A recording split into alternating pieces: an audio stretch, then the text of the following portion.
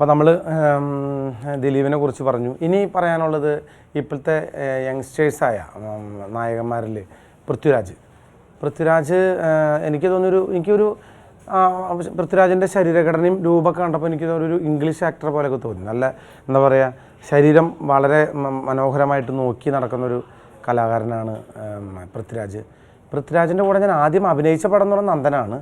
പക്ഷേ നന്ദനത്തിൽ ഞങ്ങൾ ഒരുമിച്ചുള്ള കോമ്പിനേഷൻ സീൻസ് ഇല്ല. പക്ഷേ ഒരുമിച്ച് അഭിനയിച്ച ഒരു പടമുണ്ട്, അത് വെള്ളിത്തിരയിൽ എനിക്ക് തോന്നുന്നു ഒരു സീന് ഞാൻ അഭിനയിച്ചപ്പോൾ കോളേജിൻ്റെ അവിടെ നിന്നൊരു വെട്ടുകത്തിക്ക് വെട്ടണ സീനുണ്ട്.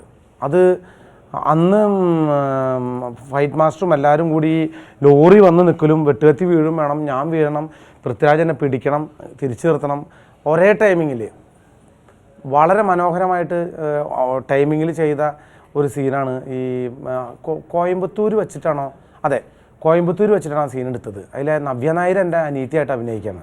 തത്ത എന്നാണ് നവ്യ നായരുടെ പേര് അതിൽ ഞാൻ പറയണത്, തത്തേ എന്ന് പറയണത്. ആ സീൻ എനിക്കിപ്പോഴും എൻ്റെ മനസ്സിൽ നിന്ന് പോവില്ല, പൃഥ്വിരാജായിട്ട് ആ എടുത്ത സീൻ. പിന്നീട് നമ്മുടെ യുവതാരങ്ങളിൽ ഇപ്പോൾ വളരെ തിളങ്ങി നിൽക്കുന്നൊരു നായകനാണ് നമ്മുടെ ജയസൂര്യയുടെ കൂടെ അനുഭവങ്ങൾ എന്ന് പറയാനായിട്ട്, ജയസൂര്യ എവിടെയാണ്, ഞാൻ കലാഭവനിൽ ഇൻ്റർവ്യൂവിന് എന്തോ വന്നിട്ടുണ്ടെന്ന് എനിക്ക് തോന്നുന്നു. നസീറിൻ്റെ ട്രൂപ്പിലെ കളിച്ചിരുന്ന കോട്ടയം നസീറിൻ്റെ. എൻ്റെ ഓർമ്മ ശരിയാണെങ്കിൽ കലാഭവനിലേക്ക് ഒരു പ്രാവശ്യം ജയസൂര്യ ഇൻ്റർവ്യൂവിന് വന്നപ്പോൾ ഞാൻ കണ്ടിട്ടുണ്ട്. പക്ഷേ അന്ന് എനിക്ക് ആരാവുന്ന ആർക്കും പറയാൻ പറ്റില്ലല്ലോ. ഞാൻ സിനിമ നടനാവുന്ന ഒരിക്കലും വിചാരിച്ചില്ല.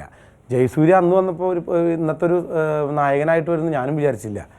പക്ഷേ അങ്ങനെ ഉണ്ടെന്ന് അന്നവനെ ഞാൻ കലാഭവനിലേക്ക് എടുത്തേനെ. സോറി ജയസൂര്യ, എന്നോട് ക്ഷമിക്കണം. അന്ന് തന്നെ കലാഭവനിലേക്ക് എടുക്കാൻ പറ്റാത്തല്ലേ, എന്നോട് ക്ഷമിക്കണം കേട്ടോ. ജയനെ കാണുന്നത് ശരിക്കും ഞങ്ങൾ അഭിനയിച്ചത് ഷേക്സ്പിയർ അമ്മ മലയാളം. അതിനകത്ത് ജയൻ്റെ ഒരു ഏറ്റവും അടുത്ത സുഹൃത്തായിട്ടുള്ളൊരു കഥാപാത്രമാണ് ഞാൻ അവതരിപ്പിച്ചേക്കുന്നത്.